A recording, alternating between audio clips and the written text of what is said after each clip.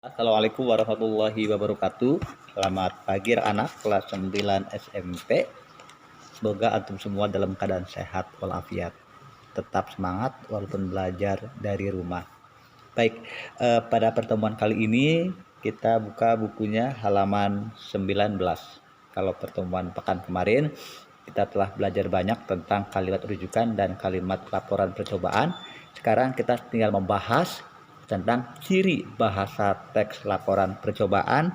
Namun kali ini kita akan belajar tentang ciri bahasa dan bukti tekstualnya.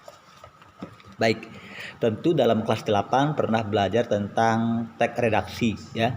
Lalu telah belajar tentang kata penghubung, kata rujukan. Nah, pada kesempatan kali ini pun di kelas 9 kalian belajar lagi tentang ciri bahasa dan tekstualnya.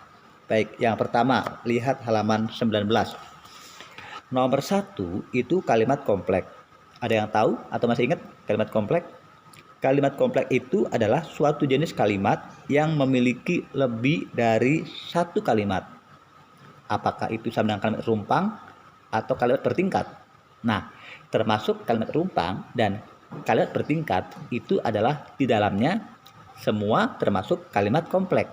Kalimat rumpang. Kalau kelas 8 dulu pernah belajar yang namanya kalimat bertingkat. Artinya ada induk kalimat dan anak kalimat. Nah, sekarang kita lihat untuk kalimat kompleks. Artinya kalimat satu itu menjabarkan istilah yang tertuang dalam bukti tekstual dalam sebuah laporan. Misalkan begini. Saat ini kita lagi ramai dengan virus corona. Nah, kalimat virus corona itu adalah kalimat kompleksnya.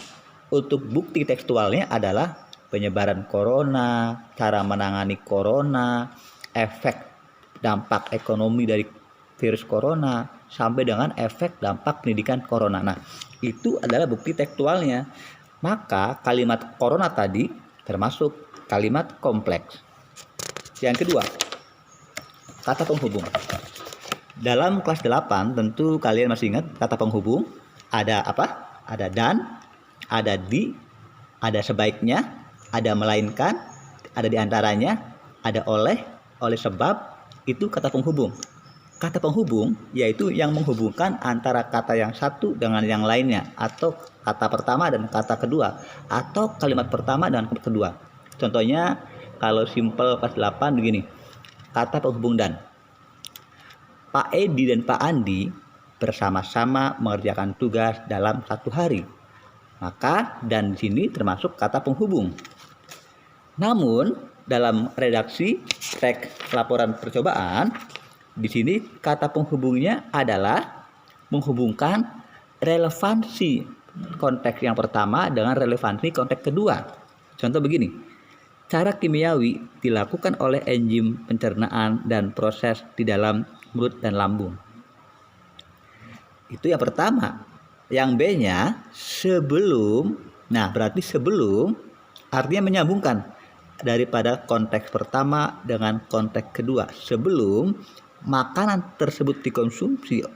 Nah, berarti sebelum artinya ada keterkaitan narik dari paragraf pertama ke paragraf kedua. Yang ketiga, yang C ya. Hal tersebut perlu digaris bawah. Hal tersebut bisa terjadi karena kebanyakan dari mereka tidak mengetahui pasti bahan makanan. Artinya hal tersebut yang dimaksud adalah dari kalimat sebelumnya. Lalu kata rujukan yang ketiga. Kata rujukan adalah kata-kata atau hasil penelitian ilmiah yang bisa dijadikan sebagai rujukan. Misalkan kata rujukan tersebut merupakan pada frasa zat gizi atau nutrisi terkandung dalam. Nah, untuk mendapatkan kandungan dalam biasanya ada rujukannya. Misalkan kita beli makanan, contohnya misalkan susu lah. Nanti di dalam kemasan susu ada tabel takaran gizi. Nah, tabel takaran gizi itu namanya kalimat rujukan atau kata rujukan yang ada dalam sebuah redaksi penelitian.